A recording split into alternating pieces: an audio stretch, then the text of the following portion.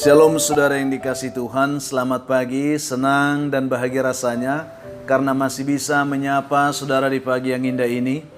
Doa dan harapan saya bahwa saudara semua dalam keadaan sehat, dalam keadaan baik, penuh sukacita diberkati Tuhan untuk sepanjang hari ini saudara.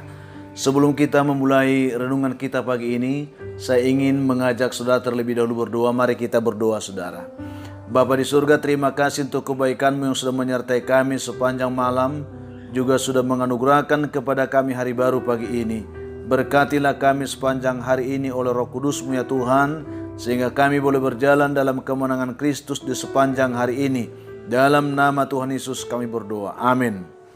Saudaraku yang dikasihi Tuhan, firman Tuhan yang menjadi renungan kita di pagi ini saya siapkan dari Injil Matius pasal 5 ayat yang 11 sampai 16. Saya mohon supaya saudara membuka Alkitab saudara, membaca ayat firman Tuhan ini. Dan yang menjadi renungan kita, saya akan baca satu ayat, yaitu dari ayat yang ke-16. Demikian bunyinya saudara. Hendaknya terangmu bercahaya di depan orang, supaya mereka melihat perbuatanmu yang baik dan memuliakan Bapamu yang di sorga. Demikian jawab pembacaan kita saudara. Topik yang ingin kita renungkan dari pembacaan ini adalah mempraktikkan kasih saudara. Itu yang akan kita renungkan. Dalam bukunya, yaitu buku Christian in the Marketplace, Bill Hybels pernah mengatakan saudara, bahwa orang yang tidak beriman, mereka sering berkata, tunjukkan kepada saya, sebelum berkata ceritakan kepada saya. Demikian diungkapkan dalam buku tersebut saudara. Ada seorang pemuda bernama Wolfgang. Ini kejadian di Jerman saudara, yang menerapkan prinsip Hybels ini di lokasi bangunan tempat dia bekerja. Sebagai seorang beriman, sebagai seorang percaya yang penuh semangat, Wolfgang ini selalu membaca Alkitab selama jam makan siang mereka di tempat pekerjaannya. Meskipun terkadang rekan-rekannya mengolok-olok dia, tetapi ia tetap dengan setia membaca Alkitabnya setiap hari. Ia berdoa semata-mata agar ia menemukan cara untuk menunjukkan kasih Kristus kepada mereka, kepada teman-temannya itu yang mengolok-olok dia itu saudara. Lalu sepulang kerja pada malam hari, para pekerja selalu meninggalkan sepatu bot mereka yang berlumpur di gudang tempat mereka bekerja. Tetapi Wolfgang ini saudara, Wolfgang ini dia selalu pulang agak lambat. Dan kenapa dia agak lambat pulang saudara? Karena dia selalu membersihkan semua sepatu bot yang berlumpur tersebut. Yang mulanya memang mereka semua bingung karena mereka tidak tahu siapa yang melakukan. Karena setiap pagi mereka memakai sepatu yang berlumpur itu selalu bersih. Namun mereka segera sadar bahwa ternyata Wolfgang lah yang melakukan itu. Karena dia satu-satunya orang di antara mereka yang bersedia melayani mereka dengan rendah hati. Mereka tahu saudara. Akhirnya ketika mereka tahu apa yang dilakukan oleh Wolfgang ini, mereka akhirnya tidak lagi mengolok dia.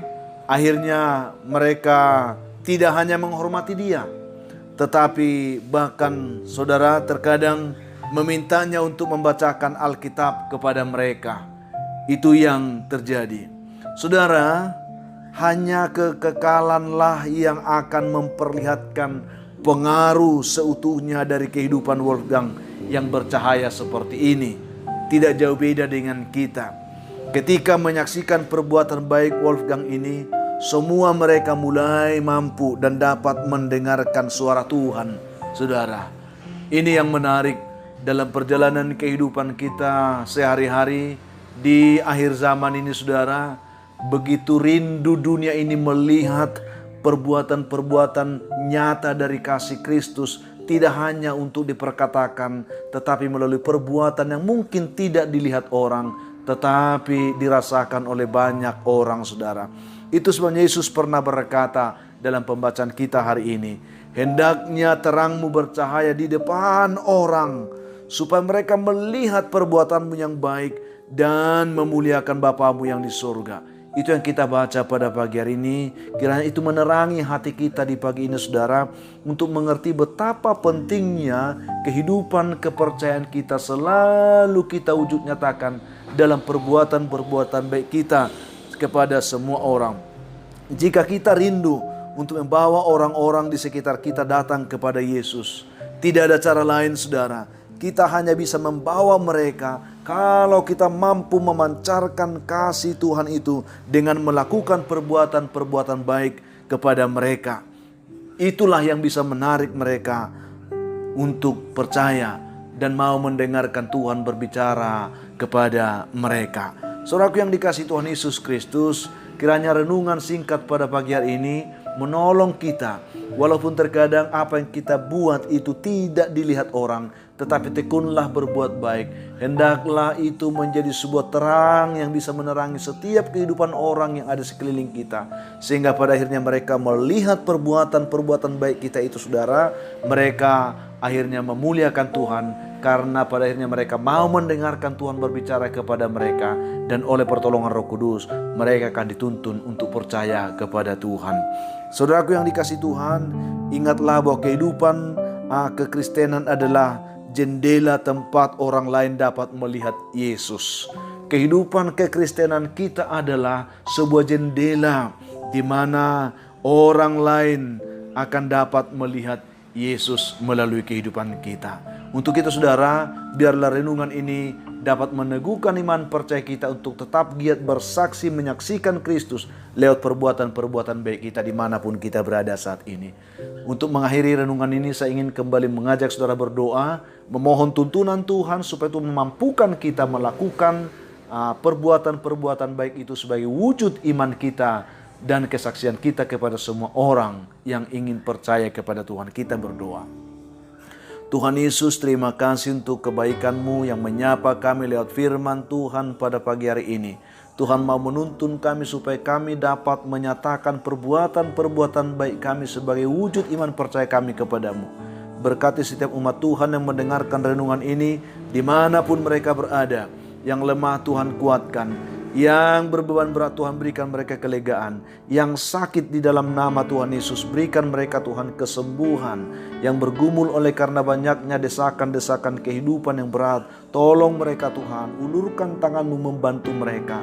Ada juga anak-anak Tuhan yang sedang bergumul untuk mencari pekerjaan, biarlah mereka diberi kesempatan untuk mendapatkan pekerjaan. Juga yang sedang mencari jodoh, Tuhan bukakan kepada mereka jodoh yang terbaik.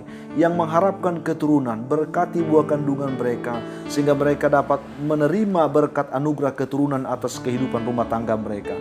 Anak-anak kami yang sekolah, Tuhan tolong berikan mereka hikmat pengetahuan, semangat belajar walaupun sedang belajar di rumah.